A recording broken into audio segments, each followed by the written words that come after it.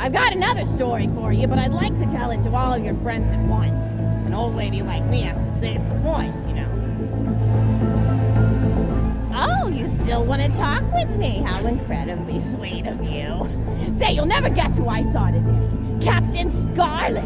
She was robbing my retirement home with a few other brigands, and I recognized her from her wanted poster, and I said, "Oh, hey, you fought the Vault Hunter, didn't you?" And she bowed all elegantly and said something like, "Indeed I did, madam," and said that you were really good at fighting, and that you beat her fair and square. She didn't seem to harbor much of a grudge about it. Nice girl. You should think about meeting up with her again if you're not shacked up with anybody, you know? I mean, of course, you probably are. Gorgeous hunk of a Vault Hunter like you. I bet you're beating away suitors left and right. Look, you're blushing. Oh, I could just eat you up.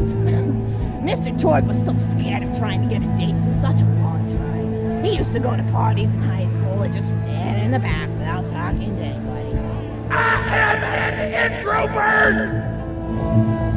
I tried to tell him, I said, don't worry about chasing love. If you chase your dreams, then love will follow. See, that's the thing people don't get. You watch Echo films and they're just awful. They teach you that the only way to be with someone is just to pursue them over and over until they decide they like you. In reality, you know when you like someone almost immediately. You can't really convince somebody to fall in love with you. You just look like a stalker. But if you do things that you're interested in, like making guns that explode or killing mercenaries, then people will see that confidence and skill you have and they'll be attracted to it. There's always a fine line between that kind of confidence and narcissism, you know? There's nothing worse than somebody who wants to be famous. I remember when Mr. Torg first sold his weapons tech to that boy. He was pretty egocentric for a while, taking pictures of himself and posting them to the EchoNet all the time, trying to hobnob with every celebrity that used his weapons. He came back home one day with a supermodel under each arm, and I said, "Mr. Torg, what are you doing? You've lost sight of who you are. It's been weeks since you actually created a new gun," I said. And it was true. He'd been more obsessed with being well known for doing something great than with actually doing something great. It was a dark point in my life. Thankfully, High Five listened to me and got to work on what would eventually become the Kerblaster. You a fan of the Kerblaster? That was always my favorite. That and the Flacker, which I know a lot of people hate. But there's more to combat than just brute efficiency in this old lady's eyes. Style counts for something. And there's nothing quite like filling the air with tiny little explosions. It's like a fireworks show, except the deaths aren't as sad and unexpected. Actually, that reminds me, now that you're here, I wanted to throw some ideas at you for feedback. I'm a playwright in my spare time, and I'm trying to write a story about an up-and-coming tournament fighter who tries to find love in a gladiatorial arena. And I figure you've got a lot of experience, so your feedback could really be valuable. So the play is called Broken Hearts and Broken Necks. Scene 1. Fade in on an arena, just after a battle. Body parts litter the stage. A lone warrior stands in the middle of the stage, a spotlight illuminating her blood-stained armor. She's there, holding her sword triumphantly aloft. Valkyrie. Is there no warrior who can challenge me? Must I be destined to spend my life as the strongest, the bravest, the most invincible warrior this galaxy has seen? For I am Valkyrie, scourge of the gladiatorial games! Excellent Valkyrie, as she shakes her head in dismay. From stage left, no, a janitor with a heavy heart and an even heavier conscience. He begins sweeping the body parts into a bin, which is colored green, and remember that because that's a symbolic color that will come in, until melancholy overtakes him.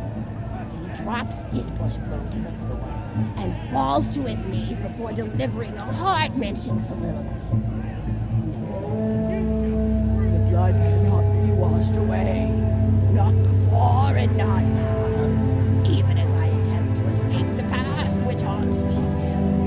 Must I live forever as a fraud, sweeping up the trash of others to hide my shame and avoid my pursuers? Must I forever remain on the periphery of joyful combat, ever watchful but never participating? The collateral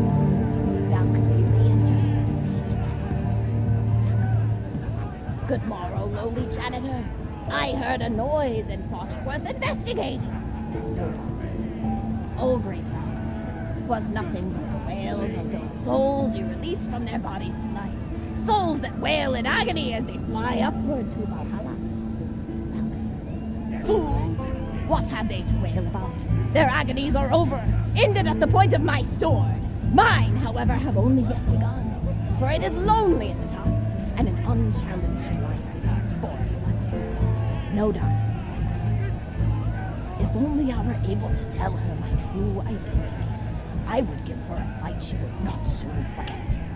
Back to Valhalla. Yes, ma'am, boredom is the true tragedy. May you one day find challenge in combat. Stupid, no doubt picks up a giant two-armed bastard sword with almost no effort. Valkyrie, what is this? Excellent. Stage left. Valkyrie. What strength this janitor possessed? Who is he to pick up a bastard sword with but 2 fingers? What hidden power does he hold? What secrets does he keep? I will endeavor to uncover his past in the hopes that our swords may cross in battle! Excellent. End of scene. Scene 2. The interior of the governor's house. The table is set up with myriad teas and biscuits. Oh, I'm so sorry. I didn't even ask you for the feedback on the first scene. Did you like it?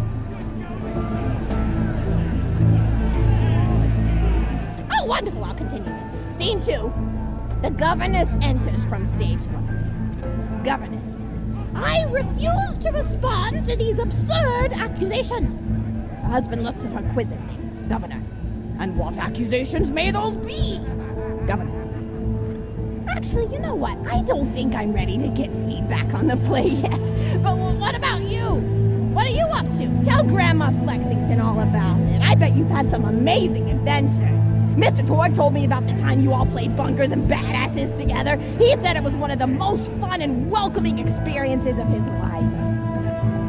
Grandpa! You're embarrassing me! Sorry, sweetie, but really, you and the Vaultunders are his first real pals. It wasn't easy for Mr. Torg to make friends at school when he had facial hair at age 8, pecs at 8.5, and dead parents by age 9. People found him intimidating, but I told him that he should be thankful for the fact that he looks different. Anyone who wouldn't be friends with you based on appearance wouldn't be a very good friend anyway. But he really does like hanging out with all of you. Most people these days want Torg to pose for pictures or blow something up by flexing at it. It's not often he gets to sit down and play games with people. Oh, speaking of games, did you play Going Back to the House yet? It's a new echo simulation about exploring a log cabin you lived in when you were a kid. There's no violence or anything. You just walk around looking at cereal boxes and remembering people you made out with. I really like where Echo Sims have gone in the past few years, don't you? There seem to be a lot more of them with interesting things to do beyond shooting people, and the writing has gotten so tight and concise. For instance, did you ever play The Samurai's Marker? The whole game's story was delivered through haiku. Did Zero write it or something? No, I'm just joshing. I know you're too busy for that. But oh yeah, I was playing at the end of the pointed gun last night on my Echo Sim player, and wow, is that fun. It's about a guy who punches people and smacks himself in the face with doors. Easily one of the best punch-related comedy sims ever. But oh, I'm really looking forward to this game called Robot Hunter Assault Squadron, which is this big randomized survival game about throwing bottles at trees and accidentally scaring birds. In the demo version, I scared a bird so hard it died. 10 out of 10 in my book. But what kind of things do you do for fun? You play any sports? You look like you might be into some of the more extreme stuff, like spine hurdling or psycho head volleyball. I knew an athlete a lot like you when I was younger. Her name was Nijo, and she was especially gifted at the giblet toss. That's an old pastime we had back when I was younger. Idea was you punch a convict, and then see how far you could make their viscera fly across a big field. You got points based on distance and the size of the viscera. She won the final round of the giblet toss championship by getting a left eyeball to cross the 300-meter mark. They said she was juicing with her idiot, but I think they were just angry that she dethroned the reigning champ, misogynistic Jeff. People really like you for some reason. Hey, what's your favorite food? Mine's burgers, personally. People look at you like you're a pleb or something when you say you like burgers, but just think of all the things you can do with them. You can change out the patty, play around with the toppings, change what sides you have. You ever have a burger with veggie chips? Gosh, I all but forgot about fries for about a year after I discovered the veggie chip combo. And I'm not a vegetarian or anything, but those veggie patties they make on the more upper class worlds are crazy good. Better than real meat if you cook it right. Mr. Torg tried to be vegetarian once after he saw a fluff bear get run over by a truck. How long do you last again? 12 seconds! Barely even finished the word vegetarian before he lunged at a skag chew I was holding in my left hand. Nearly lost a finger. Granted, he's always been partial to skag chews or skag bacon. Don't know why, since I always felt like skags tasted like old tires and vomit. But to each his own. Taste is a funny thing. People say your taste buds get more refined as time goes on, but they actually get worse and worse. So when Mr. Torg used to refuse vegetables as a kid, it's because he was actually tasting how awful they were. When we old folks eat vegetables, we're only okay with it because we can't taste all the gross vitamins and stuff. Granted, vitamins are what have kept me going for as long as I've been going. You get enough B12 in your system and you can handle a freight train without so much to bruise. That reminds me, I need to get my pills ready for the rest of the week. I have one of those little metal containers split into different sections for each day. It's really helpful. And the sides are sharp enough that I can use it to ward off burglars if I need to. What else do I have to do this week? Probably head to the bazaar, pick up some frozen spider and flanks. Gotta bring my coat, though, because it gets kind of chilly in the freezer section. Rip up that commando! Oh, I need Schwartzman's candy drops. Gosh, those are delicious. They're so smooth and sweet. Just thinking about them, I could go for one right now, couldn't you? Do you think you could go find me one?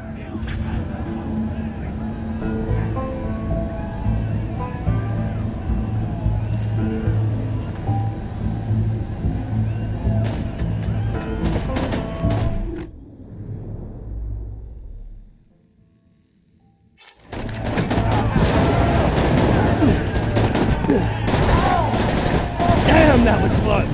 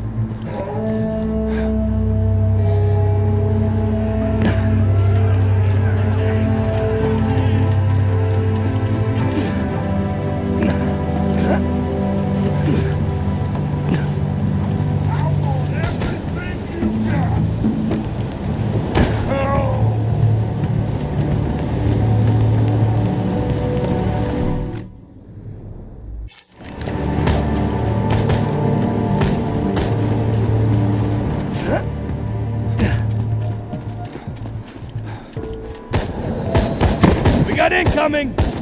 Lost my shield! Say hello, beautiful! Oh, great turret! You're heating up, baby!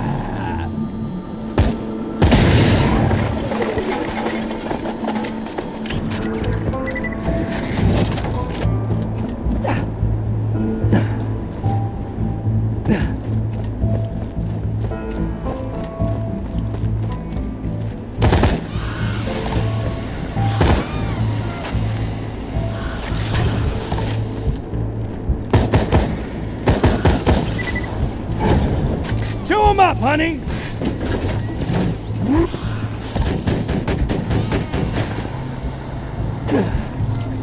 That's a Schwartzman candy drop. Grab it for me, will ya? Oh, I can taste it already.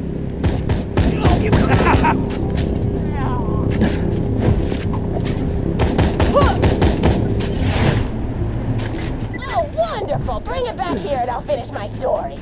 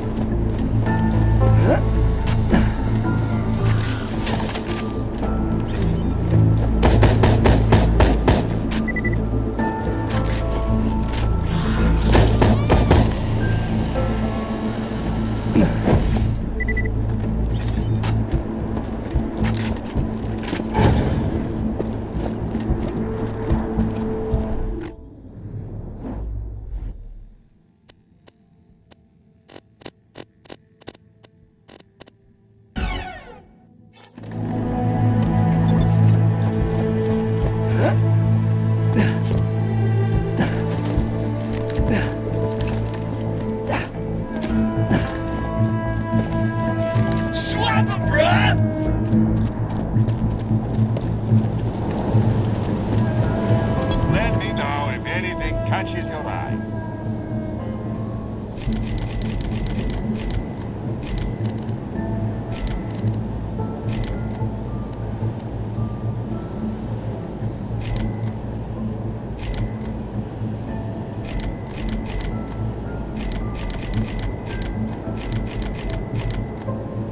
I'm sure. Good decision!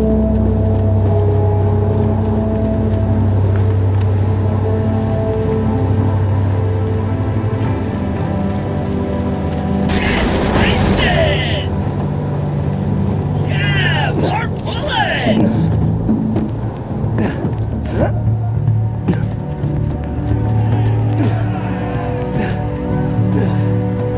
Thank you so much! I'll eat this later while sitting by the fireplace telling Mr. Torg stories of days gone by. There's just nothing like a good roaring fireplace, is there? Something healing and safe. Maybe that's why our family likes explosions so much. They're basically just big fireplaces. Every explosion feels just like coming home. Oh, maybe that'd be a good slogan for the Torg Corporation. Don't you think? High five? Oh, don't be silly. It's a wonderful slogan and you know it. I used to come up with slogans for a living when I was in my teens. I came up with the jingle for Professor Gunsight's Can't Miss Scopes. How'd it go again? Oh, yeah. If you try to shoot but you miss a lot, then give Professor Gunsight's Scopes a shot. And then they played a gunshot sound effect and someone going, ah. It was cute. But gosh, I've been talking for a while now, haven't I? Thanks for bringing your friends to listen to an old woman ramble for a while. I can't tell you how great it is to have somebody new to talk to, especially a vault hunter. Oh, and one more thing. No, actually, that could probably wait. Just something about vaults and the end of the universe. Anyway, here. I always spoil my friends, just like I spoiled my grandson. Enjoy!